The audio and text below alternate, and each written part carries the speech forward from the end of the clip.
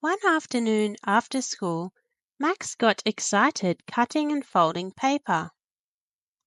"What are you doing?" asked Min. "At school today," replied Max, "we learnt that a really easy way to divide a shape into two equal halves is to cut the shape out of an old piece of paper and just fold it exactly over its middle so that each part is exactly the same size."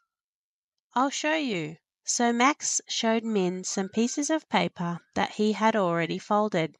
"You see, Min, if you can fold the shape exactly over its middle, you will get two equal halves. I already folded this house I cut up, and there are lots of shapes that you can fold in half." "But remember," said Max, "there are some shapes that can't be folded to make two parts exactly the same size, so they are not halves."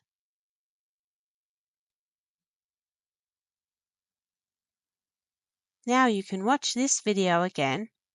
Why not try to fold some shapes yourself to see how easy it is to make halves? Or try the quiz and look at the chart that comes with this video.